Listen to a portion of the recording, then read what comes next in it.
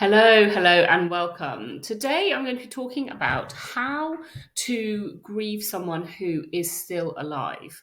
So, normally, grieving is obviously something that is kind of attributed to when somebody passes away, when somebody dies. But actually, the process of grieving is something that's happening all the time for us as humans. We're constantly in motion with some form of loss. Sometimes these are minor losses, but there's still some small level of grieving, and sometimes we experience bigger losses. And so I'm going to talk today about how you can grieve for relationships that have ended, whether those relationships have ended perhaps because they were no longer working and they have completely ended. Maybe you are no contact with somebody who previously was a big part of your life, maybe a family member, maybe a friend, a partner, or perhaps also you are experiencing loss around a relationship that still exists, but that you now recognize has changed shape a lot. So maybe the relationship just feels very different. The person has maybe changed quite a bit. Perhaps they no longer represent what they used to represent for you. And it just feels very different. And that also involves some loss and can involve this need to grieve. And grieving is ultimately a very natural process. And we'll kind of move on and talk about that in a bit more detail later on. But for now, I just want us to think about these different forms of relationships um, and how the process of change, especially with other people, when other people change, when relationships change, that does deserve a bit of recognition and acknowledgement because it's difficult to cope with. And ultimately, any type of relationship, whether it's with a family member, a child, a friend, a colleague, whoever it may be, or a romantic partner, all of these relationships offer us not just the person, but it's really often more actually about what that person elicits in us, what they help us feel about ourselves, which part of ourselves does that person kind of shine a spotlight on. And sometimes these are really positive things, and sometimes they're not so positive. Sometimes they're much more difficult. Um, and so, really, when we're thinking about relationships coming to an end or changing form, changing shape in some way, what we're actually talking about is losing how we feel around that person.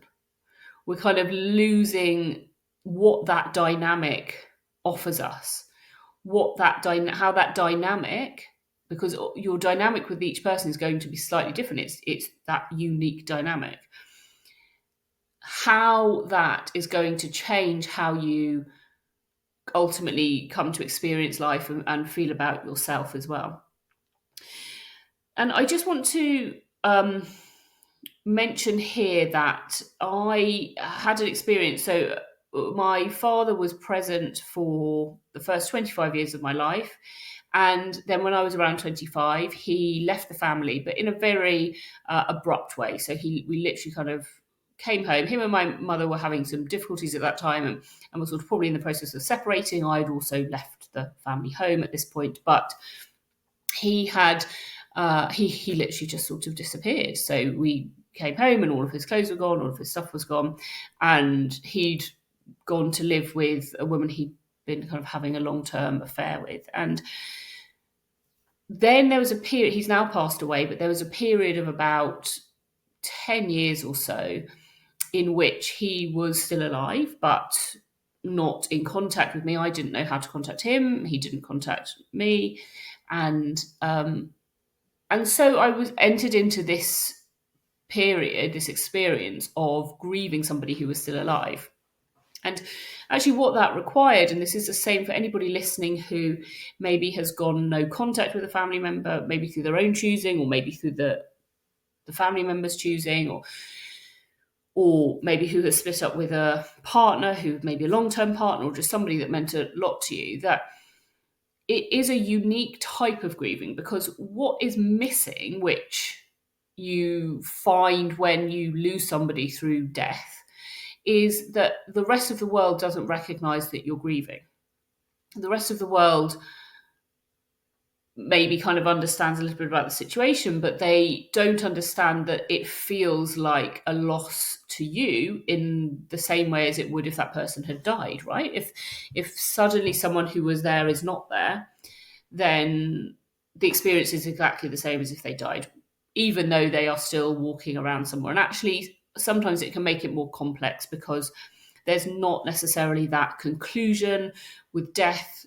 Part of the difficulty with it is the finality, but also part of what can help you heal and release and move forward is the finality. We kind of know that person is no longer here and no longer going to be part of our life experience. But when there's somebody who you are not in contact with, but you know objectively that they're kind of out there somewhere, we just don't have that line drawn in the sand in quite the same way. And so the process is still one of grieving, but it's slightly different. We need to have kind of real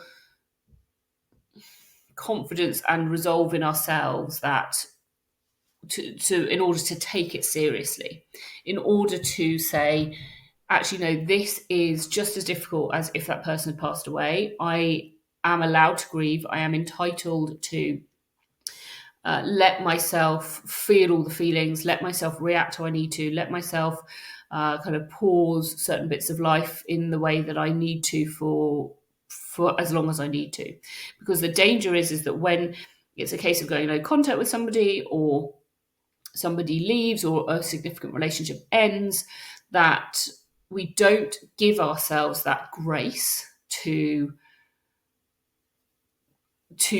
stop.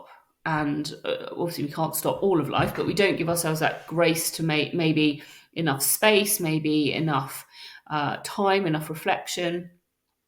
But it really is, psychologically and emotionally, it's exactly the same as bereavement.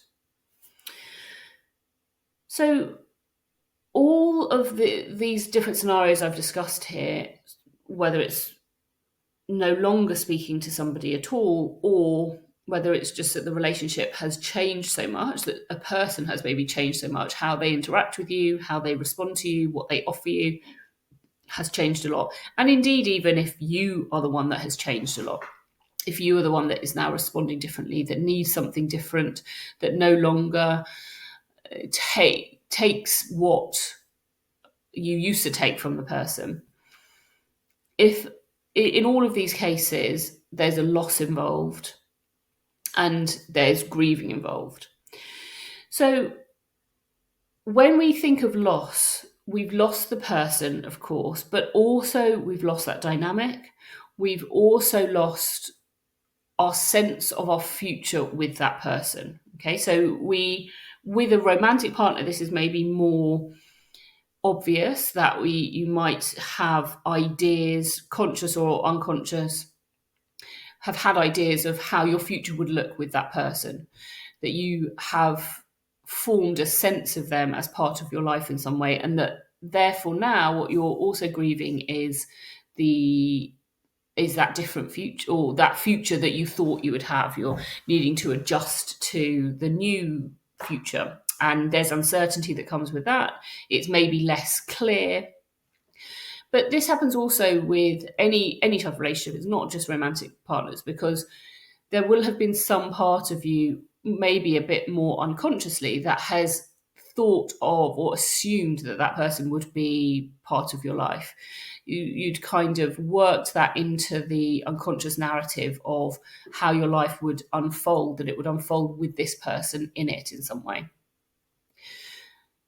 So there's a process of releasing that, of adjusting to that and accepting that ultimately. And acceptance and grief really go hand in hand with one another. The more you accept, the more painful it is, and the more you grieve. And then the more you grieve, the more you can accept. And then ultimately you kind of work your way through these two processes and then come to a point of some level of resolution at some point. So when we think about how to go about grieving, really it's more a question of letting it happen.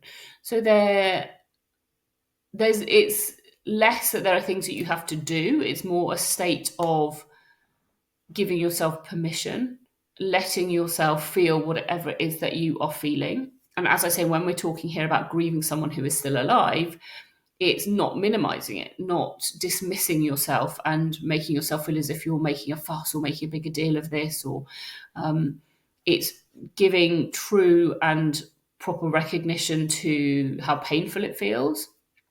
It's giving recognition to the power of endings and how we do need to acknowledge endings in life, and that all endings come with loss. So it's kind of getting out of your own way is how I think of grieving. It's a process that we are naturally equipped for and set up for as human beings. We do it really, really well when we allow ourselves to.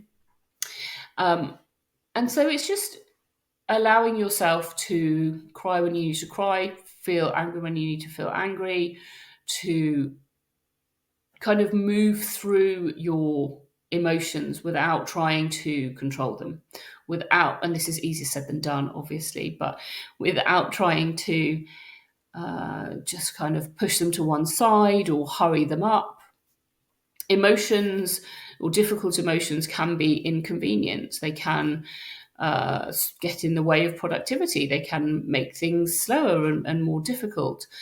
It's harder to enjoy things and to enjoy life when you're in this state of grieving, but it's a natural and very necessary process in order to get over to the other side. And otherwise, we can get stuck in this limbo, particularly with people who are still alive, because we don't have that finality, we don't have that resolution. We have to create that resolution for ourselves by saying, this person is no longer in our life, and that is a big loss, and I am going to allow myself to experience that loss, grieve that loss, accept it, move through it, and then you can create your own resolution.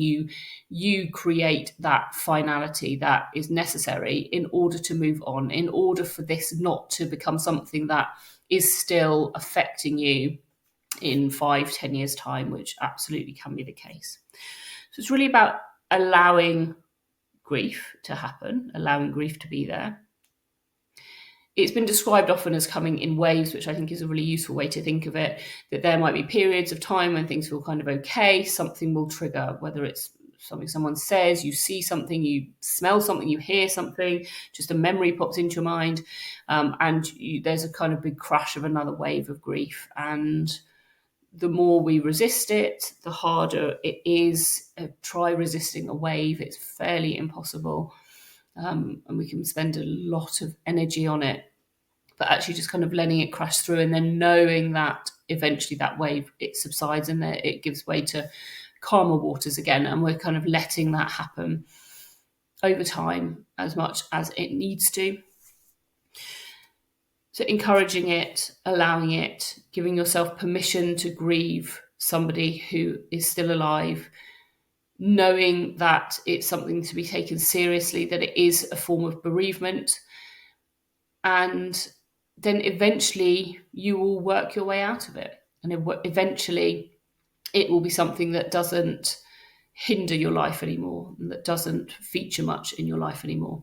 And if we allow ourselves to go through this process of grieving and acceptance, then we get to this place of neutrality where that relationship, that person, that dynamic, the loss of how it was, that becomes part of our past. But if we don't go through that process, then it stays constantly present. So hopefully this has been helpful for you, and do drop a comment if there's anything specific you'd like me to cover in future episodes. Take care.